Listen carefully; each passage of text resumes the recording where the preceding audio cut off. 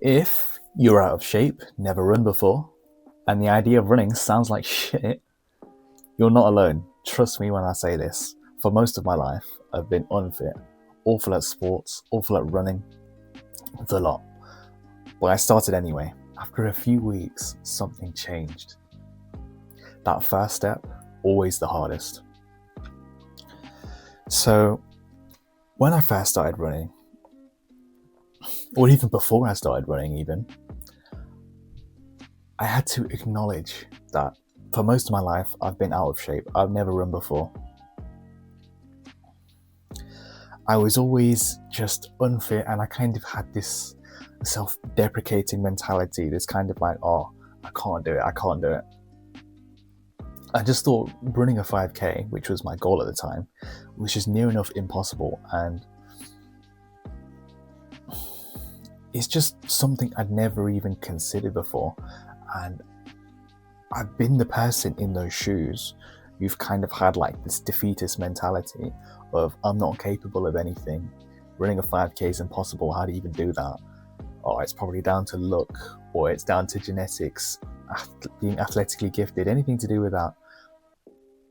It's just not me. I was never super athletically gifted or particularly fit in school, and that kind of was the case all the way up until my late teen years.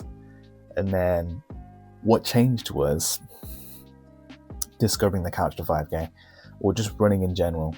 And I actually tried this before I'd even discovered the couch to 5k. I mustered up the courage to go on this run and found the motivation from somewhere to go on my first run and just try it. And from my own personal experience, my first run lasted 2 minutes. I hadn't a clue about running at this point. And what happened was I ran for 2 minutes at full pelt and I completely stopped, and I was out of commission for a week because I had no clue about how to do anything about warming up, stretching, and acting, and was a complete idiot at the time. And when I think about it, it's quite a funny experience because I was being a complete idiot on that run, going full pelt for 2 minutes, gassing out, and then getting injuries because I didn't even stretch or warm up or do anything proper before going on my run. But I learned a lot about that run. And it was the fact I had the courage to try. And that's why I want you to try as well. Even if you're out of shape, just take the first step. Because even though I was a complete idiot, I learned that there's a proper structure, there's a proper way to run. And that's when I first discovered the couch to 5k, and I learned about how to warm up, how to stretch, how to run, how to pace yourself. I learned all these little things over time. And then that's when I started to take running a bit more seriously, and I first started the couch to 5k. And when I first started, I was noticing small improvements. I felt myself getting stronger and more confident, and I started to feel a bit more like a runner. When you first run, I really felt this imposter syndrome, because when you're out of shape and you go on your first run, you probably wouldn't consider yourself a runner just yet, because if you do something one time, does that make you said thing? Does going for one run make you a runner? I mean, that's a good question, isn't it? Honestly, I don't know. But I reckon if you take the first step and you really commit to it, I would say you are a runner after you take the first step. And what happens, it's like a snowball effect. When you start to notice small improvements, they begin to compound over time. And as your skill goes up, you get better. And as soon as you get some momentum, your progress takes off.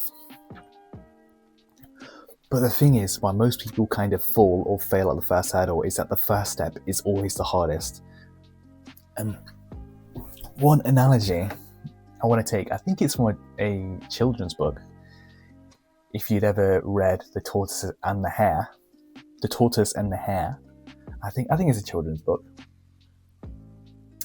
Anyway, the premise of that story is slow and steady wins the race.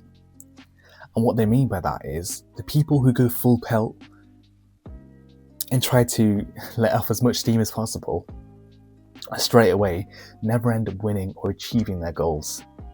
The person who wins is the person who goes slow and bides their time and remains slow and controlled. And when you first start running, that's exactly the approach you want to take. Going slow is acceptable. Just the fact you're running means you're telling yourself that you're trying to improve, you're trying to become a better person, compared to a large bulk of the population who don't even care or even consider exercising. You're already a step ahead of them. So just by running and taking the first step, which is always the hardest, you're actively saying, I want a better life for myself. I want to be fitter and healthier. And doing so is literally by taking the first step. And going slow is acceptable. For about 80 to 85% of my runs, I've gone very, very slow. I'm talking near enough, just a little bit faster than walking pace. That's how a lot of my runs have gone. And I'm not ashamed of it. I'm perfectly happy to say a lot of my runs have been slow, and that's perfectly fine.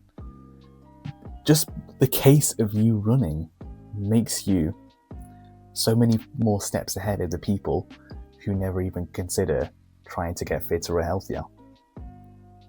Slow and steady does in fact win the race.